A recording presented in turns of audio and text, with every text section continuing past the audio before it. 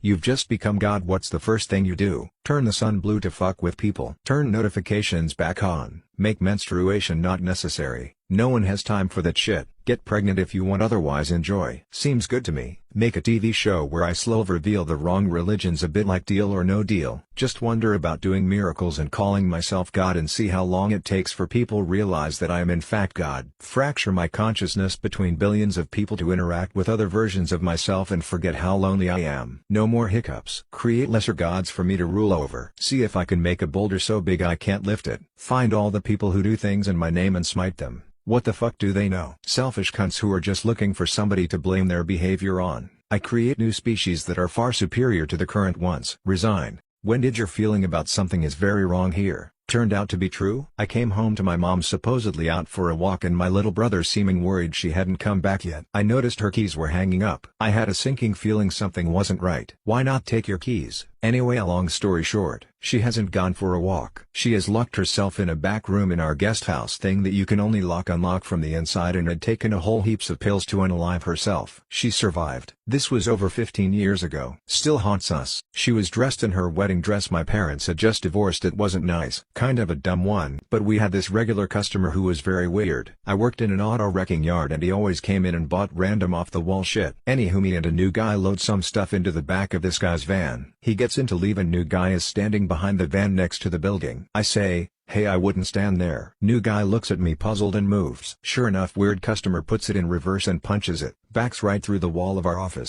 Online dating. What are some of your horror stories? Dated a guy who was arrested on our date by detectives. He tried to return a pair of fake Gucci sunglasses. When the store clerk threatened to call police, he flashed an FBI badge to the clerk. Turns out they got him on tape flashing what actually was his brother-in-law's FBI business card. The card has an FBI hologram about inches by 5 inches in size, so it could pass as being legit on a glance. Did I mention he was the school principal for a reputable Catholic school in my area? Story made headlines and all. Always stay safe and do a quick search on public data check before you go on a date with a stranger. On OkCupid. Summer 2006, I met a girl in West Hollywood and we went to dinner. She turned out to be way bigger than her pictures. Insanely rich, was Ozzy Osbourne's cardiologist's daughter or some shit like that, and had a nasty coke habit. The whole date she was doing cocaine in the bathroom and barely ate her food, and then afterwards we went back to her place where she visibly spiked my drink with a Mickey and then asked me to tie her up, and then refusing to allow me to drive my car out of her garage, leaving me to wait in my car all night until the morning when I followed someone out. She called 3 days later to say that I caused her miscarriage. Did not know she was pregnant. Met a guy for a walk and talked through my favorite park. We had a nice vibe online and I had hopes we'd at least have a good time even if we weren't attracted.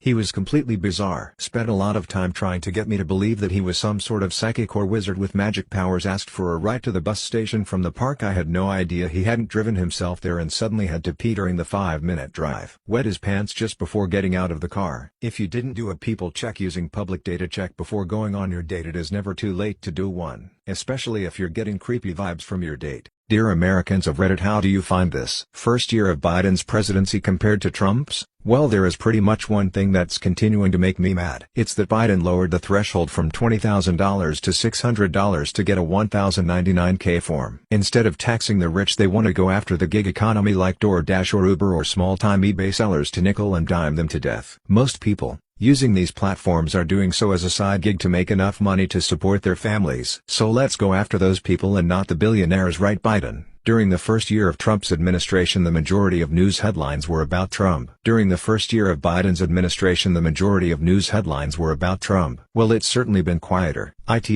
People not actually aware of what the president does. At least 90% of people couldn't even tell you 5 things that the president has done since taking office, let alone give a good opinion on a president's performance. For some reason, everyone cares a lot about the election process and then completely ignores what the elected president does beyond that point. Being terrified in slow motion instead of being terrified on fast forward. If I am being honest, I don't have enough education in political science to have an actual opinion in politics. I do, however, feel like that is also the case for 90% of the American populace. The only defining thing about Biden administration is that he is not Trump. And that is a sad legacy to leave behind. I saw a political bumper sticker that said 2020. Any sane person, that's pretty much how I feel. I vanished for 3 straight days. This happened in January 2015. I was 3 months pregnant with our first son. Ex-husband woke me extremely excited. Manic you could say. Where were you and WTF, he yelled. It was no later than 4 a.m., so I was very disoriented and immediately started an argument which ended with me really not remembering going to bed the night before. Talking more about it, I realized extra 2 days have passed, don't remember days of the week, and I had a complete blackout. Last thing I remembered was throwing leftovers from the food we ordered for dinner. It was about 7 p.m. and ex-husband went to get his car back from the mechanic. He said I okayed him calling Uber from my phone,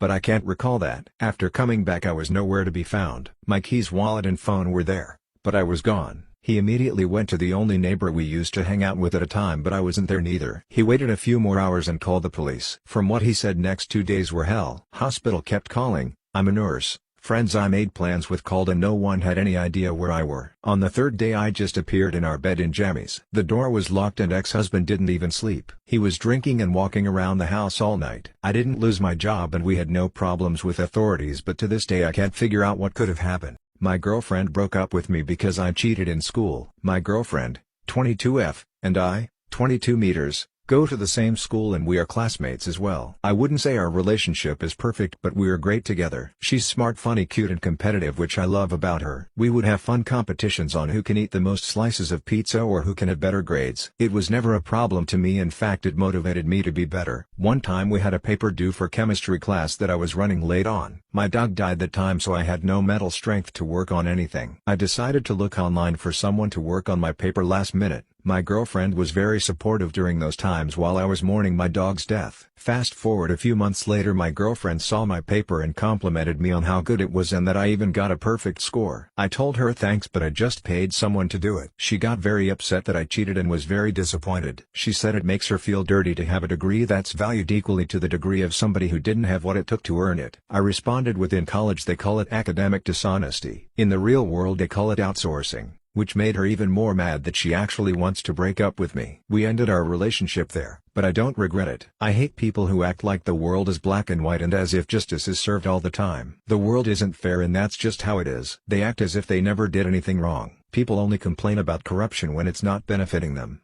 What's a childhood memory that almost all of us have? How the school seemed a different world when you stayed late or had to be there on a weekend. Either trying to step on no cracks or on only cracks on the sidewalk. The balloon game where it can't touch the floor. Having a wiggly tooth. Finding a really cool stick and imagining it as any object we wanted: sword, lightsaber, wand, laser gun, etc. Being gifted a small amount of money and thinking you were rich. Staring at the school clock. Trying to see how the refrigerator light turn off. Climbing up the stairs like a dog. Skinning the palms of your hands on the pavement. More especially the lower palms. Either tripping, falling off your bike, falling down in general. That burn and stinging and the scraps with just a little blood and grime. Taste of that wooden stick from ice cream. You can't remember the ice cream, but you can remember the taste of stick. Watching raindrops racing down a car window and picking a winner. What was your most embarrassing trip to the doctor? I was 5 years old, not too bright, and thought air freshener was ear freshener. So I plugged the end of a Febreze into my ear and let loose. I actually made it to the second year before I realized I fucked up. Burning pain damaged my eardrums from the pressure, bad everything for me. How could this day get any worse? Make it to the ER and my father is freaking out thinking I've gone deaf and he's demanding why nobody was helping us and staring at the TVs. It was September 11th 2001 and I thought I was having a bad day. Went to the ER for stomach pains, worried about appendix, spleen, gallbladder, etc. I was constipated. My brother still tells the joke that the one time I went to the doctor I was full of shit. Bilateral hydrocele, which is to say that my scrotum was filling with fluid and was swollen to the size of maybe a volleyball. Doctor, a youngish guy, sits there staring at it with his jaw hanging open while his brain goes back to the day in med school when they taught them to never act shocked in front of a patient. Eventually he remembers how to talk and his first words are, "Can I get a picture of that?" Runner-up was when I went in to have it drained and lifted. Him and his assistant were trying hard to keep straight faces. I think the anesthesia can is a big relief to everyone. And in case you're wondering, they pulled 2 liters of fluid out of my ballsack that day. I had a cyst on my upper butt crack for the better part of a month. One lovely Saturday morning it's gotten so large and swollen that I couldn't even walk or sit down without crying in pain. I'm the first person to the urgent care that morning and find myself laying sideways on a table with a lovely doctor using a scalpel to force an eruption of the volcano that had formed between my cheeks. It was instant relief and used probably 20 pieces of gauze to clean up. I'd say that one even worse than getting my balls ultrasound. What is the most unethical, but legal way to get rich quick. There's a lot of grandiose plans on here, but I've got one that you can start with just a few $1,000s. Go to your state's treasury website. There you can see properties that are overdue on property tax. In most states, if you pay that overdue property tax, the owner of the property typically has a time limit to pay you back your money or forfeit the property. What this means is worst case you get your money back plus interest, but more than likely if you're able to target someone going through bankruptcy, they'll end up having to forfeit their property to you. Then you can sell it once a new deed or title is issued by the state, typically for significantly more than the back taxes you paid for it. There are some issues. If it's someone's primary residence, you'll pretty much have to hire a lawyer to fight them on squatters' rights. If it's a car, good luck ever finding it. They'll just drive away and be in trouble next time they get pulled over. Secondary properties are ideal, but those don't come along super often, as people who can afford multiple properties usually know enough to pay their taxes. Anyways, you can start with cars for a few $100s. Houses and other properties cost a few $1,000. If you don't mind being a scumbag kicking people out of their homes when they're at one of the lowest points in their life, it can be quite lucrative.